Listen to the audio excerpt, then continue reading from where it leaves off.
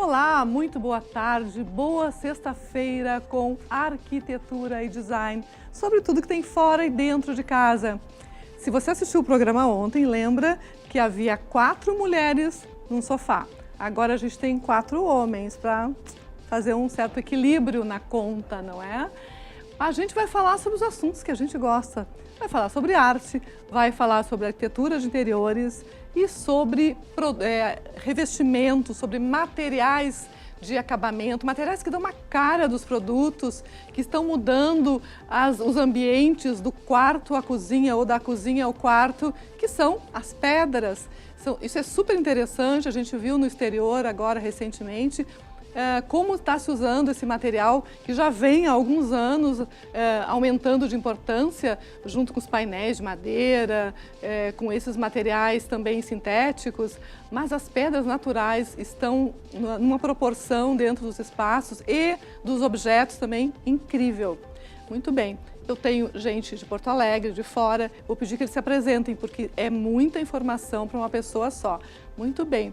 Primeiro, desculpa, eu vou ter que te apresentar assim, filho do Aldemir Martins, não é? O Pedro Martins, que está em Porto Alegre, chegou há pouco, é isso?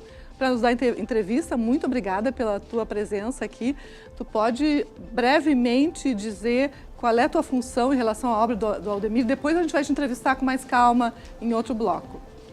O Aldemir já faleceu em 2006 e eu fiquei como gestor do espólio do estúdio lá em São Paulo.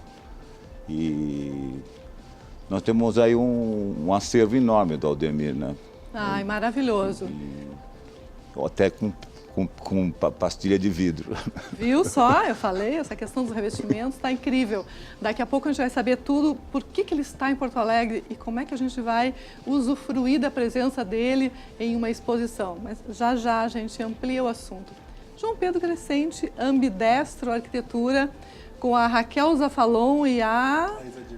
Exatamente. O João Pedro vem representando o trio. Seja super bem-vindo. Obrigado. O João Pedro, junto com o Alexandre Decali, certo? Da Decali, vai falar sobre o uso de pedras nos ambientes internos.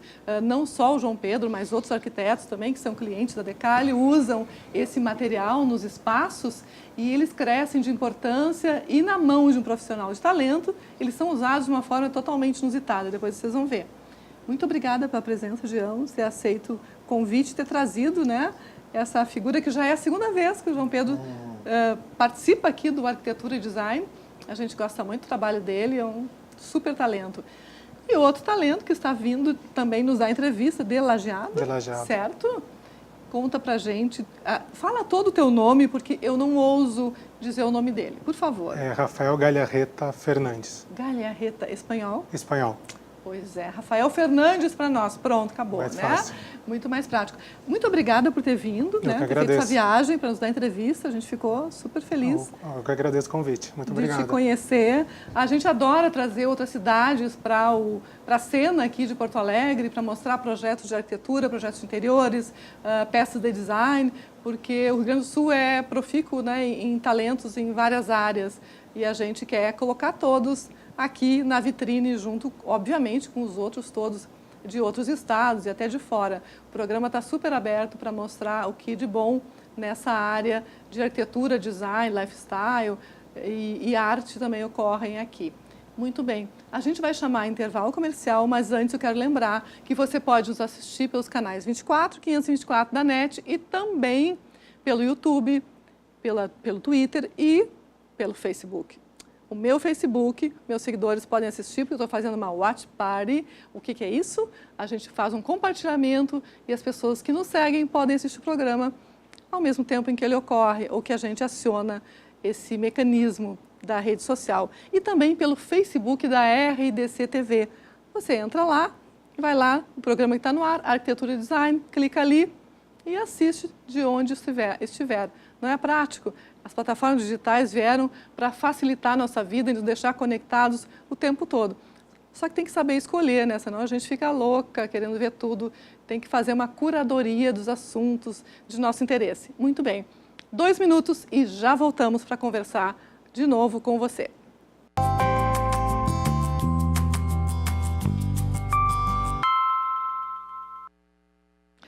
me conhece sabe o quanto eu amo arte, há quantos anos eu persigo esse assunto, ou vivo nesse meio, né? Já trabalhei em galerias de arte, já cobri artes plásticas, uma série de coisas, e hoje, né, o Estúdio Prestes está super envolvido com isso. E Aldemir Martins foi um dos artistas que eu conheci lá no início, quando comecei a percorrer galerias, ainda adolescente, assim. E ele tem um traço inconfundível e que agrada muito as pessoas, porque acho que toca nas pessoas rapidamente, com uma certa facilidade, né?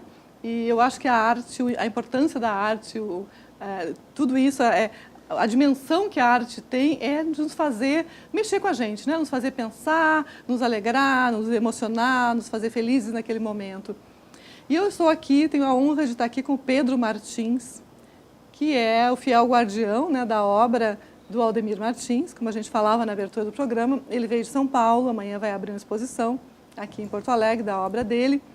E eu queria que tu me contasse o que a gente vai ver aqui e também o que tem de acervo da obra dele, que tu faz essa gestão, né, do espólio e tudo isso. É uma curadoria de toda, toda essa obra dele.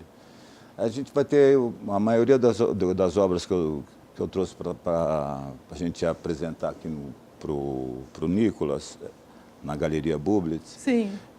São gravuras do Aldemir. O Aldemir era um emérito gravador, e em todas as técnicas. Estilogravura, em metal, serigrafia e o silkscreen no final. Certo. A gravura, para quem não sabe, é uma técnica sobre papel. Tudo são os gravados, né? Sim. E nós vamos ter, do Aldemir, inéditas, mais ou menos umas 60 gravuras. De várias técnicas, isso é interessante, várias né? técnicas. Estilo, ele realmente lito, dominava a gravura. Né? Ele era um gravador, né? Ele é um gravador que começou com os desenhos rupestres lá no Vale do Cariri. Abria aquelas fósseis, via um pássaro, via um peixe. E aquilo foi o início dele desenhar com carvão, desenhar com tijolo na calçada. E começou a desenvolver isso até ganhar a Bienal de Veneza com desenho, né? Que é Qual foi o ano que ele ganhou a Bienal? 55. 55, gente. A gente não era nascido ainda, o cara estava ganhando a Bienal de Veneza, pensa? O primeiro artista latino-americano com menos de 40 anos de conseguir esse prêmio. Que na terra do desenho, que é a Itália, ganhar um prêmio como melhor desenhista naquela Bienal. Que fantástico.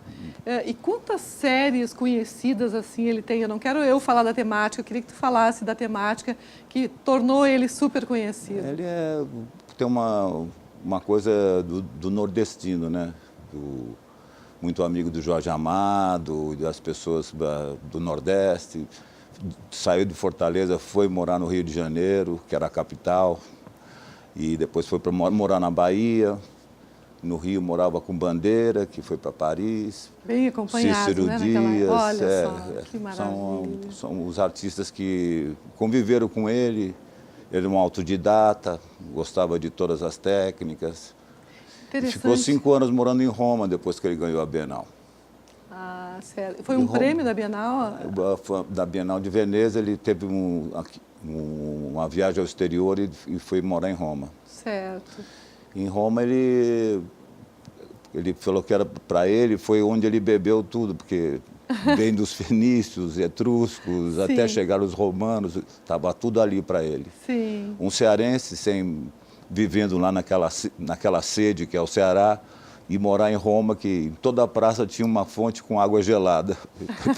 Foi até o excesso para ele. Ai, que maravilha isso, maravilhoso. Eu adoro essas histórias. Eu lembro do Iberê, eu era muito amiga do Iberê, então a gente conversava muito. Eles eram amigos, o Iberê, no Rio, moravam até juntos. O Iberê tinha saudade desse tempo no Rio, com esses amigos, com essas, né, compartilhando histórias e vivências. Aqui ele ficava um pouco mais retirado, ele se ressentia muito da presença dos amigos. De compartilhar o ateliê, né, porque nem todos tinham muito dinheiro. Então, o Bandeira, eles ajudavam o de Cavalcante, já tinha um nome, então todo mundo ia pegar tinta lá com ele e fazia uma solidariedade artística ali. Sim. Você tem papel, então vou te arrumar um papel. Sim, eu tenho uma bisnaga, não sei o quê, eu tenho a tinta acrílica.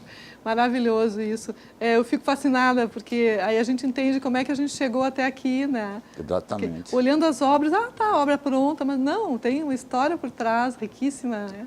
Que é a história da nossa arte. O Aldemir, ele sempre se considerou mais desenhista, né, do que pintor, mas a pintura era o mercado pediu a pintura, né? Sim. Porque eu ficava horas fazendo um desenho, vendia por $1000. Aí ficava 2 horas fazendo uma pintura de acrílico, vendia por $10 mil. Vocês vão trabalhar isso. menos e ganhar mais, né? É incrível, né? E aí o cara, ele é um artista, ele pinta, né? Tem também essa... É uma coisa de preconceito, mais ou menos como jornalista que não faz jornal, não é jornalista, enfim. Mal comparando, né? Obviamente. Mas ele se dedicou mais à figuração, né? Sempre. O Aldemir, pouca coisa ele fez Eu de não vi abstrato. nada não figurativo Não, tem dele. algumas coisas abstratas, mas, assim, muito pouquinho. Ele sempre foi figurativo. Figurativo, moderno, e essas coisas da cor dele, né? O Aldemir utilizava as cores fortes e ele falava que quem gosta dessas cores pastéis são os franceses. Nós somos brasileiros, temos essa luz aqui do Brasil, tem essa cor, por que não vamos usar verde, vermelho? O primeiro tubo que acaba de criança é o vermelho, né? É verdade. Ai, maravilhoso. Maravilhoso. A gente tem umas imagens que vai mostrar daqui a pouco, que são quadros que mostram figuras humanas, gatos, os gatos do Aldemir. O Aldemir fez muito gato, né? Quem não gosta de ver, né, uma imagem de natureza, é mais do que um gato, é uma coisa da natureza. O gestual dele é incrível, mas o traço ele se incrível. dedicou muito à fauna e à flora do Brasil. Ele não queria nunca sair do Brasil. Ele falou assim, por que você não foi morar lá em Paris, ficou lá em Roma? Ele falou, não, porque eu sou brasileiro, sou cearense. Sim, ele fez uma incursão, entendeu tudo. Isso é o que eu gosto de fazer, onde eu quero ficar também, né? Porque se sentir saudade do Brasil, podendo voltar, você volta, né? A não ser que você fosse exilado. Exilado aí, outra coisa. Muita gente saiu nessa condição naquela época, né? Mas assim que for possível, a gente mostra os quadros, as pinturas acrílicas, deve ter gravuras também, do Aldemir Martins, em várias técnicas. Eu sou fascinada por papel, por trabalho sobre papel. E ele trabalhou numa época em que havia essa profusão de técnicas, quer dizer, os artistas exerciam várias técnicas. Não estou dizendo que os atuais tenham preguiça, não é isso, mas antes tinha... parece que a experimentação por essas técnicas sobre papel era maior do que a atual. Era o Marcelo Havia uma Grasma, disposição Mário Gruber, sanguíneas. Todos esses, aquilo me fascina. Exatamente. E era um material, o Aldemir era um artista que para comprar o material era caro, né? E papel e nanquim era o que ele sempre tinha. Ele levava um vidrinho de nanquim, uma caneta, ia para as redações dos jornais, fazia desenho de futebol para o Jornal da Tarde, do Estado de São Paulo, onde ele trocava aquilo ali pela feira, que ele falava, preciso fazer a feira da semana. É interessante como naquela época muitos artistas trabalharam em redações de jornais, né? E depois saíram e tudo, mas muitos passaram. Acabou isso aí, né? Se você vai numa redação de jornais, não tem mais aquele jornalista. Só tem alguns imberbes que estão começando para explicar para eles quem é o Aldemir, ainda tem que dar um Google. Dar um Google, mas ainda bem que tem o Google. Graças a Deus. Eu lembro quando eu trabalhei em galeria de arte que não havia Google, então tinha uma mapoteca. A mapoteca era uma coisa fantástica. Sob o pretexto de arrumar a mapoteca, eu olhava cada uma daquelas obras e tinha muita coisa dele. O Aldemir trabalhou muito com gravura, muito. E havia os papéis importados maravilhosos, né? Os papéis alemães, até hoje, né? São os melhores. Scheller martelado, papel fabriano, algodão puro. Ele também, ao melhorar de vida, ele também começou a usar produtos mais caros, né? Claro. Ele só pintava em linho importado, as tintas eram todas importadas, Acrylex, que era o acrílico, nos anos 60, que começou tinha medo de se intoxicar com a terebentina, tinha acontecido já com o Portinari, outros artistas É. que ficaram cegos por causa de luz. Exatamente. Então ele só pintava com luz natural e com acrílico que é inodoro, não tem cheiro, e você pode fazer uma aquarela com acrílico ou como pode pintar como se fosse E pintar seca óleo. rápido, né? Seca rapidíssimo. É muito prático, é um material muito prático. Foi E o que tem hoje no acervo dele e o que vocês, enfim, o que transita pelo mercado são gravuras com tiragens limitadas, que já foram, né, as cópias já foram feitas, assinadas uma a uma. Exatamente. E Eu trouxe pós-mortem também, que a gente produz. isso que eu queria saber. Nessa série de gravura nós temos umas 10 pós-mortem. Elas têm um menor valor, porque não são assinadas pelo artista, aquela assinatura a lápis, que é a assinatura que caracteriza que é uma obra autêntica do artista. Sim. E as pós-mortem, elas são impressas, essas assinaturas, com rúbrica e marca d'água do estúdio Aldemir Martins, Certo. onde eu trabalho. Certo. Que interessante. E o trabalho de arte do Aldemir sempre foi esse, que nunca houve um trabalho conjunto com alguém que criou uma tapeçaria, uma estampa de tecido, uma coisa têxtil. Ele fez alguma incursão por essa área? Ele fez pratos para Goiânia. Pratos, eles cozinhavam o desenho dentro daquilo, ele forjava dentro do... Nessa época ele falou assim, eu consegui tirar o Edelweiss do prato e colocar uma flor de caju. É aquela coisa da brasilidade dele. Sim, o Aldemir sempre gostou das frutas nordestinas, siriguela, jambo, tamarindo, essas coisas que o sulista, nós que moramos em São Paulo, tem até que ter um glossário. Precisa de um glossário. Para saber o que ele está com. Mas precisa de um glossário hoje em dia também para as técnicas de gravura que ele trabalhou. As pessoas não conhecem mais. Não, muito raramente. Você tem que explicar isso aí. Exatamente. Você educa o teu cliente, inclusive. Quando ele vai comprar uma coisa, fala, isso aqui é litogravura, foi feito em pedra. Certo. E a retirada, a tiragem é de tanto. Quando for possível mostrar as imagens, vamos compartilhar com os telespectadores as obras do Aldemir Martins. Quando for possível, se não for agora, daqui a pouquinho a gente mostra. Eu queria que tu falasse para a gente a respeito da exposição. Essa exposição vai ser amanhã. Isso. A partir de que horas? Até que horas? A gente tem imagem do convite até, se for possível colocar no ar. Às 11 horas amanhã. Porque aí te poupa tantas informações.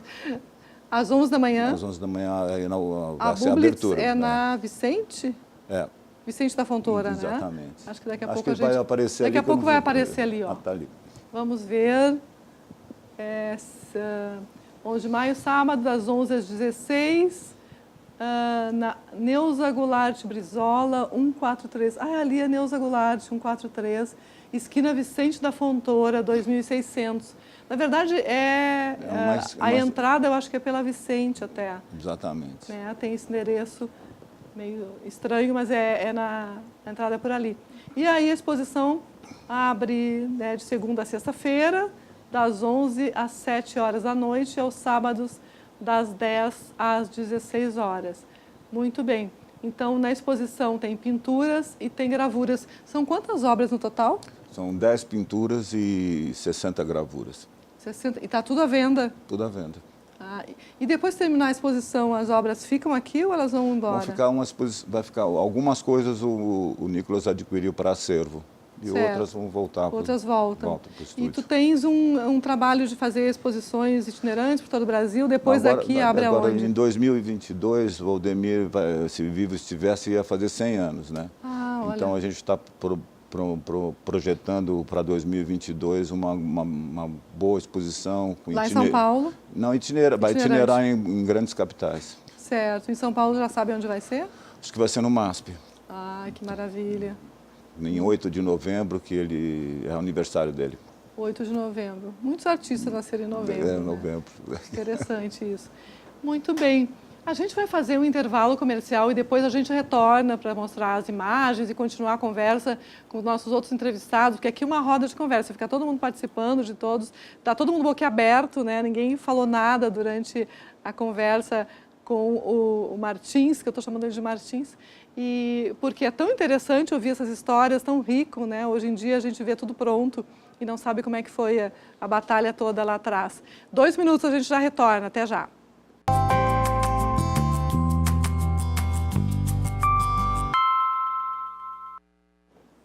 Vamos às fotos do Aldemir Martins, para a gente passear um pouco pelas pinturas acrílicas e as gravuras dele. Isso é uma marinha.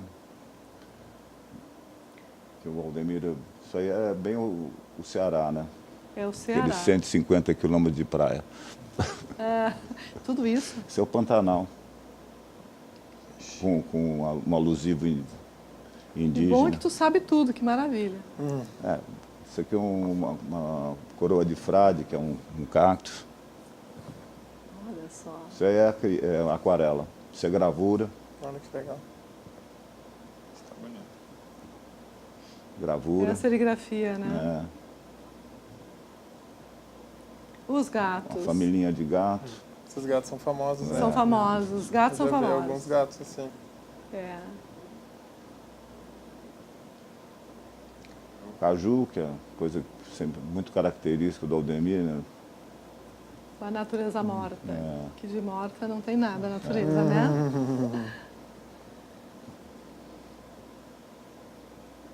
Um galo, que eles também fez galo de Galo de tudo. Barcelos. Ele foi Adorei o galo. morou em Portugal também, então teve uma influência bastante acentuada dos galos. Muito legal. Eu adoro galos. Aí descobri que meu horóscopo chinês é galo. Outro gato. O retrato dos gatos é muito interessante, né? Bem, Olha esse aí. Isso é mostrar de um jeito, né, a técnica e o traço inconfundíveis e muito o particulares. Aldemir tem uma caligrafia quase que inconfundível. Quando você Impressionante. vê assim, você já sabe se é... Impressionante. Pode olhar rapidamente, assim, sem Esse é um muito gato cuidado. tradicional dele. Olha que maravilha esse. Lindo esse. E todos que a gente viu agora estão na exposição. Essas são todas as fotos que eu enviei para o Nicolas. Muito bem. Vamos falar agora de pedras nos projetos de interiores, de gatos para pedras. Opa, mas a arte também está no trabalho, né, com a pedra cantaria, que se chama, o trabalho de quando faz objetos e cria com pedras, como é que é? Estou falando bobagem, não? Não, a cantaria é um trabalho um pouco mais manual, de uma pedra mais rústica. Sim. Né? A gente, na marmoraria, É quase uma escultura. já é um trabalho mais industrial. Sim. A cantaria é mais Sim. uma estrutura, Sim. tu trabalha um pouco mais a pedra manualmente e tal, e aplica num revestimento, etc. A marmoraria já é mais industrial. E a pedra, a natureza, a pedra natural, ela é uma arte também, né? Ela não existe igual, Ela revela elementos dentro Exatamente. dela, né? Isso é tão fantástico. É a história da composição, geologia ali, isso, né? isso. Anos e milhões de anos trabalhando aquele material, a coloração Vai dela, gravando, etc. né? A natureza vai gravando na pedra, assim. Então, a pedra é tão nobre por ser única, né? Isso, então, o revestimento que tu tens numa bancada, num piso, etc., não existe cópia daquilo. Isso, é. Isso é interessante. É verdade. A gente tem umas imagens, quando for possível mostrar, a gente mostra, de ambientes com uso de pedra. Eu não sei o que tu poderia dizer como uma pessoa que trabalha, né, com isso, como negócio, de quanto tempo para cá teu negócio aqueceu mais ainda, porque a gente começou a ver pedra em lugares com áreas molhadas, ambientes com áreas molhadas, e depois foi evoluindo. Agora é normal se ver num quarto um painel de pedra. Exato. Né? Eu trabalho com pedra desde os meus 12 anos, né? O meu pai, há mais de 30 anos atrás, quando não existia marmoraria na região entre Passo Fundo e Bento Gonçalves, montou uma empresa ali e a gente começou a trabalhar.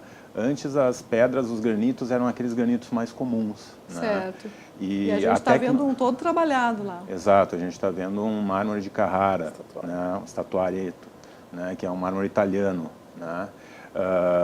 E aí, com a evolução da tecnologia, né? Foi possível extrair materiais de formas diferentes, materiais que eram mais frágeis e que numa pedreira com um explosivo eles se fragmentavam todos. Hoje tem uma técnica muito menos impactante, né? Inclusive para o meio ambiente, então eles conseguem retirar pedras mais sensíveis. Esse é um quartzito, que é um material recente, está sendo trabalhado nos últimos 5 anos e tal. João Pedro gosta muito de utilizar esse material, né? Ele ele tem um traço mais marmorizado, embora seja uma pedra mais resistente e mais dura que o granito. Então ele está sendo muito utilizado. João, tu me interrompe aí quando... Tem um Chico Stockinger ao fundo, é isso? Tem lá Guerreiro um no Chico, cavalo. um guerreiro do Chico. Né? Esse é um cliente muito especial, com E aquela muitas obra obras de lá, arte. aquela obra Um na acervo parede vasto. é de boa família também. Quem será? O que eu acho legal Não tem o olho tão bom assim. complementar o Alexandre Olha é que a gente preza Olha a muito tapeçaria. no nosso trabalho pela atemporalidade dos materiais. E eu acho que a pedra, junto com a madeira, acaba se transformando nesses grandes protagonistas, assim. Só que a gente sempre tem que pensar também a questão funcional, né? O dia a dia de como isso vai impactar a vida de quem está usufruindo dessas bancadas e tudo mais. Você pode usar produto, Exato. né? Lavar Então, com quê. o Alexandre ele comentou que a gente gosta de usar bastante, naquele caso, o quartzito, porque ele tem um aspecto de mármore, ele é uma pedra natural, mas ele é extremamente resistente e indicado para esse uso, né? Então, a gente é suspeito, porque a gente adora pedra, né, Alexandre? Então, A gente é apaixonado por pedra. Esse é um Mont Blanc, que é um quartzito, né? Vê como o anterior que a gente viu é um mármore branco Paraná, um Nuvolato, né? Que é um mármore nacional nosso, com esses traços. Esse é um Mont Blanc, ele pode ser usado em lareiras também, né? Resiste bem à temperatura. Realmente, a gente é apaixonado por pedra e ama muito esse desenho, então essa obra de arte aí não existe outra no mundo. E ela pode conviver com outros tipos de arte também, né? Acho que a pedra tem uma elegância que convida, né? Não briga uma coisa, né, com a outra. Naturalmente sofisticado, né? Exatamente. E as coisas não brigam, podem conviver, né? Eu acho muito importante também expor que cada vez mais a gente tem visto essa quebra de paradigmas de que a pedra não tem que ser só usada numa bancada, num banheiro, numa cozinha, né? A gente tem visto aí grandes exemplares aí, até fazendo um link aqui, a gente estava falando de Roma agora há pouco, né? E Roma é um berço de excelentes exemplares de pedras, né? Em que os palácios, enfim, toda a questão do patrimônio histórico ele foi construído muito com base nas pedras, né? Na questão dos mármores e tudo mais, como uma maneira de mostrar um status e mostrar a riqueza da natureza junto com a arte humana, né? No caso, as esculturas, né? Com certeza. Então, eu acho muito Adorei bacana... esse link aí das entrevistas. Então, é muito bacana a gente criar esse link. Claro que hoje em dia tem acho que a gente vive num mundo mais simples, cada vez mais, né? Mais minimalista, digamos assim. E eu acho que aí sim a pedra entra como um excelente protagonista no espaço em que a gente explora a real natureza dela, né? Então, é bacana isso. E a tecnologia hoje, né? A gente consegue fazer aquela pedra paginada, onde hoje a gente organiza a pedra, a placa que a gente trabalha, ela vem de um bloco, né? Esse bloco é serrado a cada 20 milímetros e a gente mapeia essa sequência para a gente justamente fazer esses painéis que tu falaste, que tem em quartos hoje, né? Que é o matchbook, é o livro aberto que a gente chama, onde a gente trabalha com o desenho natural da pedra. Acabei de descobrir o nome da paginação. Matchbook. Eu acho legal também fazer um parênteses. Se poder voltar uma imagem, a gente chega lá para o Alexandre com os desafios e ele tem que se virar depois, né? Os arquitetos inventam, né? Podemos colocar a foto anterior de novo, por favor? Esse é um projeto recente que a gente finalizou, na verdade ele é inédito. Essa foto que tu querias ver, João? E a gente tinha a gente tinha um grande desafio nesse projeto em que, além de trabalhar com a pedra, a gente estava trabalhando com a madeira e era um desejo do cliente, era a essência do projeto, a gente criou uma entrada que é um túnel de pedra.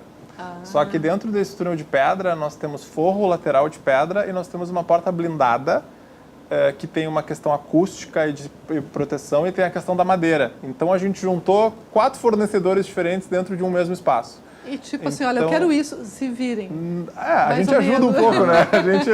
A gente projeto, tenta... detalhamento, projeto, tô brincando. Mas foi complexo, né? Sem dúvida, foi muito complexo, mas foi um desafio, eu acho, e a gente conseguiu E viabilizar. aí o resultado fica melhor, né? E o resultado, ele está nos detalhes, né, Alexandre? A gente conseguir ver, que eu acho que isso é uma característica muito bacana da empresa do Alexandre, é a questão do refinamento dos detalhes, de conseguir dar um zoom e conseguir realmente ver que a pedra, ela já é natural e elegante por si, mas quando tu faz a junção dela e transforma aquilo num objeto de design, isso é muito legal. E tem obras de arte junto, já vi que tinha uma anterior lá. eu acho que era Nelson Blut, não? O que era? Nós Passou uma um coisa Pablo rápida. Atugaray ali. Não sei, passou uma coisa rápida, eu me perdi aqui. Exato, que também é feito de mármore e a gente faz Aonde que tinha? Não vi. Tem uma imagem ali. Acho que é anterior. Podemos voltar na anterior? Que também é feito de pedra, né? Desculpa, estou pedindo para voltar toda hora a imagem anterior, que a gente está se olhando aqui, conversando. Aonde que tem o Pablo? Atrás do sofá ali a gente tem uma... Ah, é verdade, à esquerda, estátua, gente. bem legal. Aquele artista que tem um ateliê lá em Punta del Este, né? Paz Vilaró.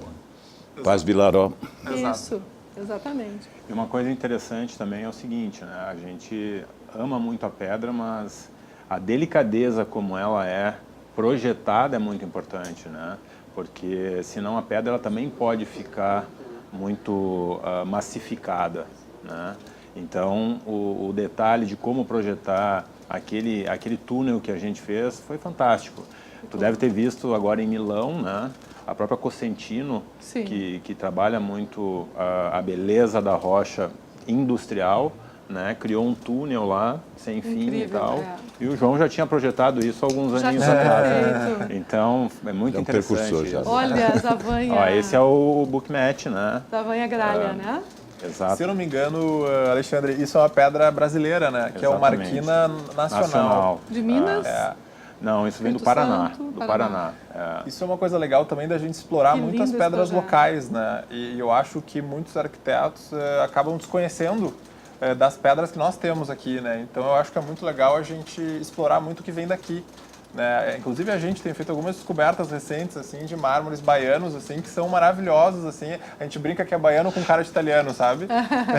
E aí a gente acaba explorando isso a fundo daí. E, inclusive no próprio Rio Grande do Sul, na região de Caçapava, onde o pessoal explorava muito aquelas rochas calcárias para fazer o calcário mesmo. Não é perto de ti ali, Rafael? Tem pedras também? Tem, né? Lajeado é conhecido como as pedras preciosas, na verdade. Um outro tipo de pedra. Mas essa pedra calcária, ela agora, com essa nova tecnologia, né, daqui a pouco a gente vai também extrair, eu acho que o Rio Grande do Sul, a base sul do estado, vai ser um grande celeiro de rochas bem diferentes e naturais. Que ainda não são viáveis economicamente falando, mas que em breve serão e vai ser muito bonito. Porque eu já vi amostras, né, a gente trabalha com isso há muito tempo, de pedras muito bonitas mesmo. Como a gente ignora as coisas, eu não tinha essa ideia. Eu acho assim, a minha visão assim pessoal é que as pedras nunca vão sair de moda. Eu acho que as pedras elas são atemporais e fazendo um link não só com a arquitetura, mas com a moda, com o design, com todos esses, digamos, com toda a indústria, na verdade, em volta da gente, o conceito de pedra está sempre em alta, né? A gente sempre vê coleções inspiradas em pedras e a gente sempre vê coisas do passado, do presente e do futuro focando nisso. Então, se eu fosse apostar, pedras, para mim, pelo menos, é um produto que a gente sempre vai gostar de explorar nos nossos projetos, assim, com um viés assim, de sofisticação e atemporalidade. Em Milão, nesse ano, até tinha muitos quadros com pedras. Então, já não está mais só na bancada, no revestimento, já está no próprio elemento decorativo, né? Exato. Então, ele já tem um plus a mais no revestimento, né? É verdade. Agora eu acho que tudo tem que ser usado com parcimônia, né? Obviamente que vocês sabem disso. Porque, às vezes, o revestimento é colocado em lugar de todas as obras de arte. Tu colocaste o revestimento, colocaste as obras de arte, tem escultura, tem obras bidimensionais, tem tudo. Né? E tem um ambiente rico. Né? Não é colocar um revestimento e está resolvido o problema. Exato, não, né? Tem que ter uma personalidade, uma identidade, uma proporção, uma história, né? Exatamente, uma alma, né? Acho que a arte traz a alma para os ambientes, assim como a pedra também traz uma carga de natureza incrível e as coisas se juntas, elas se potencializam, né? Eu acho que é muito interessante, muito rico isso, né? É verdade. E me conta uma coisa, tu usaste pedra em vários ambientes, em cozinha, em área social, em corredor, na empresa. Chegasse a usar em dormitório? Já utilizamos em dormitórios. Olha, eu diria que hoje em dia não tem nenhum espaço da casa que a gente já não tenha utilizado pedra, assim. Eu acho que as possibilidades que a gente tem de pedra são infinitas, né? É verdade. E eu acho que é muito do que o cliente transmite para a gente, né? Inclusive agora eu estava conversando ali no backstage com o Alexandre, que tem um cliente nosso que ele gosta muito de pedras exóticas, então a gente não vê a hora de começar a aplicar pedras que não são comuns. pedras vermelhas, pedras azuis, pedras verdes, assim, muito e tudo bom, mais. Que não é todo mundo que topa. Exato, né? mas eu acho muito legal explorar isso, né? Ótimo. Então, pra gente, pelo menos hoje em dia, não tem mais aquela regra de que pedra tem que ser só na cozinha. Gente que não tem e medo banheiro, de nada, né? adoro isso. Mas, gente, vocês continuam aqui. A gente precisa fazer um intervalo comercial, 2 minutinhos. Eu preciso falar com o Rafael Fernandes, que está paradinho aqui me olhando até já.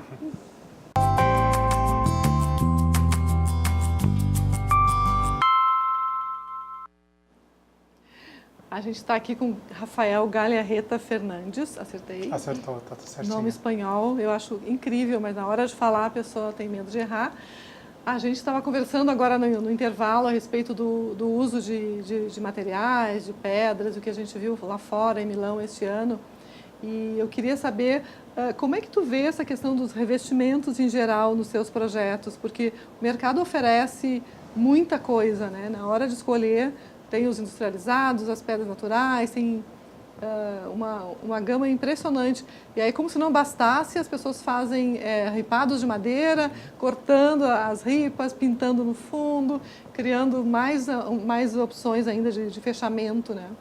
Eu gosto bastante da mistura, né? Eu acho que revestimentos, pedras, enfim, é o que dá identidade, né, num projeto, num produto, e que, na verdade, personaliza e diferencia um projeto do outro, né? Então, tu poder fazer uma mistura, às vezes, uma pedra natural com revestimento de madeira, com espelho, com vidro, é o que vai dando caráter, né, e faz com que o projeto tenha uma identidade própria. Então, é muito bacana. A gente sempre busca lá no escritório assim, projetos novos, com revestimentos novos. Quando a gente começa um projeto, vamos baixar catálogo, vamos ver os lançamentos, vamos ver o que tem de novo, para tentar pensar numa composição diferente, né? E é o Estúdio R, né? Estúdio R Arquitetura. Muito bem. A gente falando então dessa questão dos revestimentos, ontem ou anteontem a gente mostrou aqui um projeto do WJW lá da sede de Porto Alegre e de Gramado, né? Então tinha uma área externa de um apartamento ali na beira do Guaíba, toda branca e um revestimento super importante, assim, com textura na parede.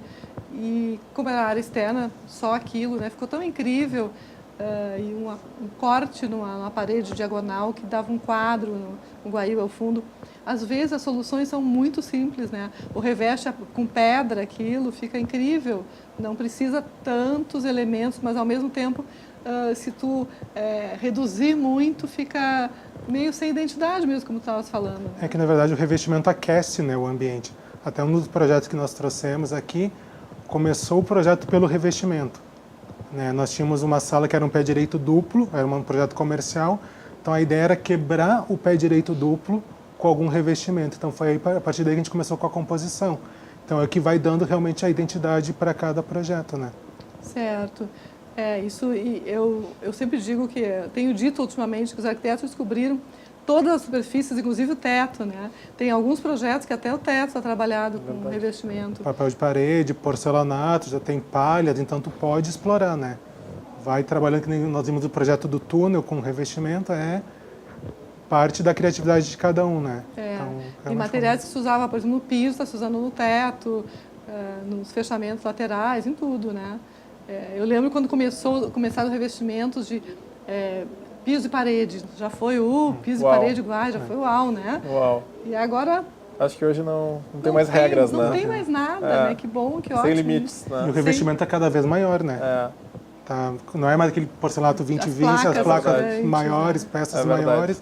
Então, mais leves, mais né? leves também. E as pedras proporcionam maior ainda, né? O corte. Hoje a gente tem placas aí de porcelanato, Decton, de 3 metros por 1,50 com 4 milímetros de espessura, né? Uau. Então tu reveste até mobiliário todo, né? Faz uma bancada inteira sem incrível, emenda. Até fazendo um gancho disso que o Alexandre falou do Decton, eu tive a oportunidade de conhecer a fundo o produto junto com a Cosentino e com a própria Decarli. E é impressionante o que eles viabilizaram no Decton, assim, a questão de resistência. Eu queria muito conhecer a Cosentino fábrica assim, lá. foi engraçado que quando eu fiz o teste, eles me deram um isqueiro. Pode botar. Pega uma faca e começa a arranhar. Eu sei, eu vi. Não, tô falando sério. Eu fiz e realmente ele é uma super, digamos, superfície, uma super superfície, né, digamos assim, que ela foi projetada, né, para o uso contínuo, digamos assim, de cozinha, de revestimentos, de banheiros e pisos e tudo mais. E eu acho isso incrível, né? Porque é feito pelo homem isso, na verdade, né? E a Decton já está fazendo até uns revestimentos, algumas placas com 2 centímetros de espessura, já pensando como revestimento de parede. Exato. Então viabiliza até financeiramente, né? Uma placa tão espessa, tu já consegue usar como um revestimento de mobiliário de parede, então já é um passo além também. verdade. Sim.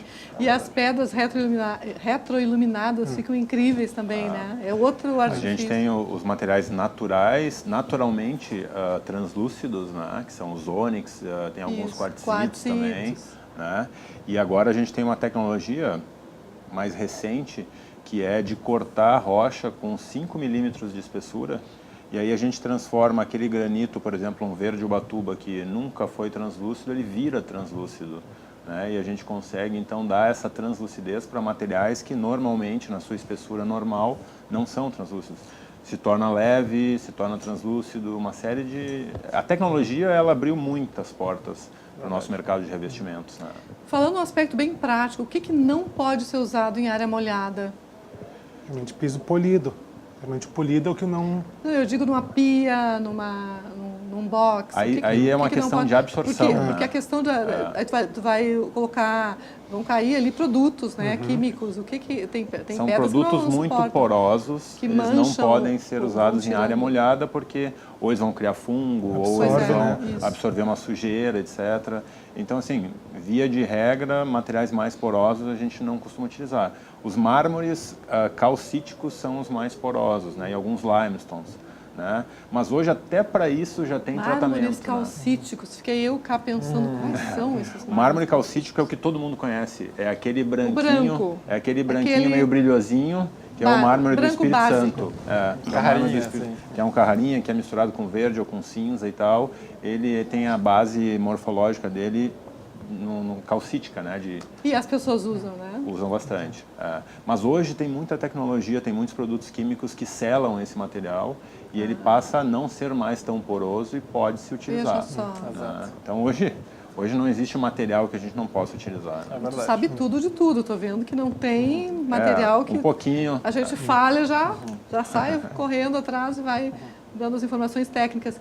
Nos teus projetos, tu chega a usar pedras naturais? Já usaste? Como é que foi a tua experiência com Alguns isso? projetos sim, assim, depende muito do briefing do cliente, né? Então, às vezes, quanto o cliente quer investir, enfim, mas geralmente bastante. Assim, a gente acaba, às vezes acaba sugerindo, às vezes acaba não acontecendo, mas a gente usa bastante, sim. Certo.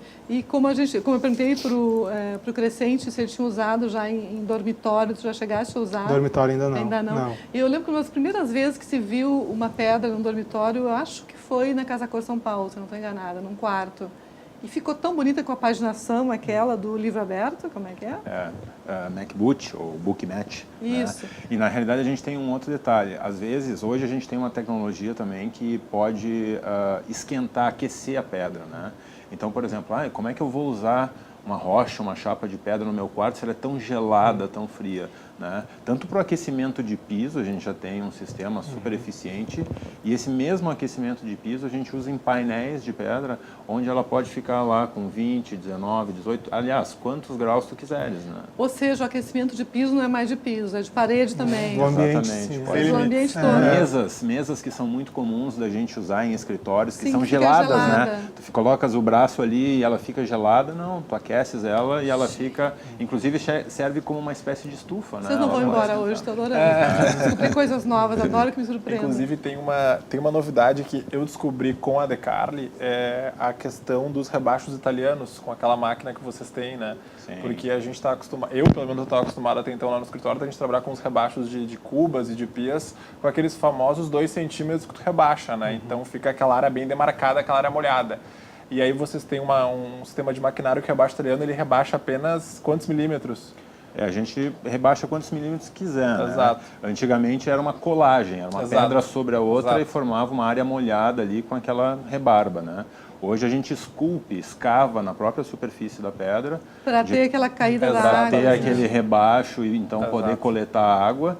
E aí a gente varia de 3 a 5 milímetros de acordo com cada projeto. Passou ali na imagem um rebaixo. O que isso é legal? Tu consegue fazer uma superfície de 2 centímetros, uma pia só de 2 centímetros, minimalista hoje, que tem bastante projetos, com essa área rebaixada. Então fica um projeto muito incrível. clean, muito limpo, Incrível. muito Visualmente e funcionalmente cumpre a função, né? Exatamente. Porque a pedra pode ser linda, o material pode ser Exato. lindo, mas se não for bem trabalhado, Exato. acabamento, Acabamento, tudo destrói, né? Isso eu achei uma bela Certo. sacada. A gente tem umas imagens do Rafael, não sei se é possível mostrar agora.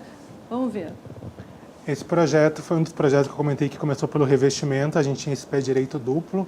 Então a ideia foi justamente quebrar o pé direito com os revestimentos. Criamos esses painéis com mistura de porcelanato, telas e partindo da iluminação, né? A iluminação, até por se tratar de um bistrô, então a iluminação ela proporcionou esse aconchego para o usuário. Então nas paredes tem mistura de estruturas de ferro com telas, tem porcelanatos que imitam madeira, que é para criar essa proporção para o espaço, assim. Painel ripado no mobiliário, né, que é super bonito. Sim. E lá no fundo a gente tem a parte do açougue. Então ele é todo fechado em vidro, para justamente assim quem está ali esperando ser atendido está vendo o manejo do corte da carne. Então não é nada muito escondido, assim, é tudo às claras, né? Até os açougues não são mais os mesmos. Exatamente. Coisa Que impressionante. belo açougue. É verdade, né? E é um açougue especializado em carne de búfalo. Legal. Então é um produto bem diferente. Ó. Então, do vidro para a esquerda a gente tem a parte do açougue com piso frio e para o lado de fora então a parte do bistrô, que a gente trabalhou todo com um piso vinílico, né, e fazendo essa separação, iluminação mais fria de um lado, mais aquecida do outro. Então, para justamente criar uma atmosfera diferente dentro do espaço, né? Certo. E a iluminação coroa tudo isso que a gente está falando, né? Uma boa iluminação valoriza o trabalho, a obra de arte. Tem algumas que não podem ter uma iluminação incidindo, que estraga a obra. Tem que conhecer tudo, né? Tem que ter informação, ter um bom arquiteto. Tudo, né? A iluminação é tudo. Valoriza a pedra, valoriza a escultura, Isso, a arte com a iluminação, né? É verdade. E vocês valorizaram muito o programa Arquitetura e Design de hoje. Muito obrigada pela participação de todos. Foi muito bom, aprendi muito, adorei saber várias coisas que eu não sabia. Adorei te conhecer, foi realmente um prazer. Mesmo aqui. Fiquei emocionada mesmo de te conhecer, muito bom. Tu também, Rafael, obrigada por ter Obrigado, vindo. eu. Agradeço o convite, obrigado. Querido, obrigada. E obrigada a você que ficou conosco até agora no Arquitetura e Design. Agora tem Le Folk TV, amanhã tem reprise do programa e segunda-feira, ao vivo, estamos aqui de novo. Bom fim de semana.